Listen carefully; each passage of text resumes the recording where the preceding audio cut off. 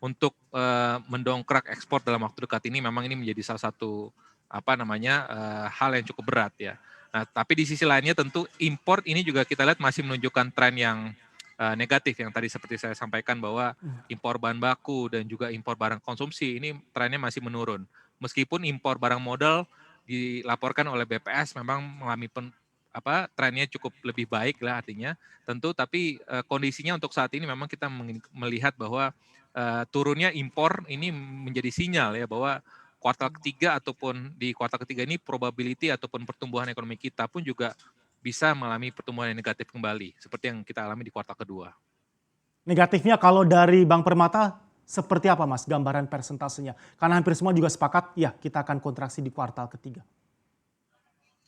Ya, untuk perhitungan kami hingga saat ini kondisinya untuk pertumbuhan kuartal ketiga ini masih berada di kisaran negatif 2 hingga negatif 3%.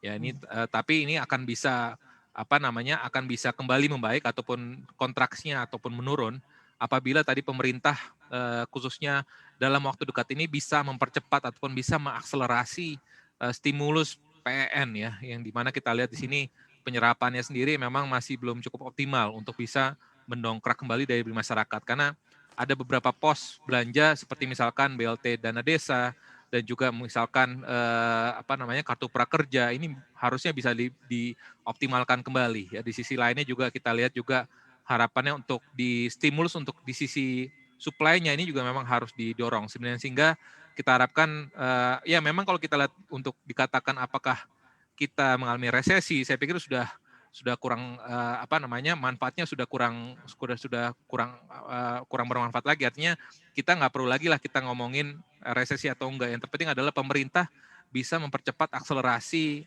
penyerapan anggarannya, khususnya anggaran stimulus PN-nya ini sehingga kita bisa lebih cepat keluar dari resesi seperti itu.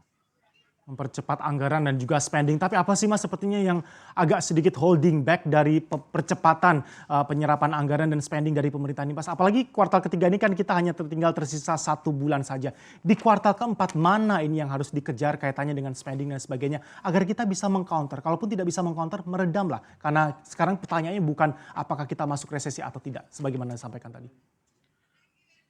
Ya, saya pikir dalam rangka tadi untuk mempercepat pemulihan tersebut ya kita melihat apa saja motor penggerak ekonomi kita. Ya, pertama adalah konsumsi rumah tangga.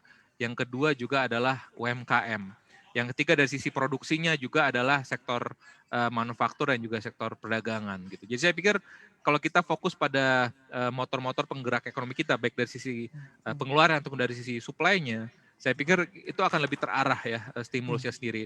Dan memang ini kita juga meyakini bahwa spending dari pemerintah ini memang ini masih mengikuti siklus tahunan ya. Memang spending pemerintah ini memang cenderung akan lebih tinggi ataupun lebih cepat penyerapannya itu di akhir tahun. Ya, memang ini menjadi salah satu isu klasik yang memang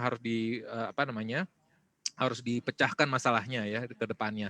Tapi memang sekali lagi yang saya perlu tekankan juga adalah bagaimana ini penyerapan dari sisi kementerian lembaga dan juga pemerintah daerah ya khususnya dalam hal tadi penyerapan ini supaya terkait juga dengan DIPA. Saya pikir ini masalahnya adalah kementerian lembaga karena ada refocusing anggaran dan juga realokasi anggaran.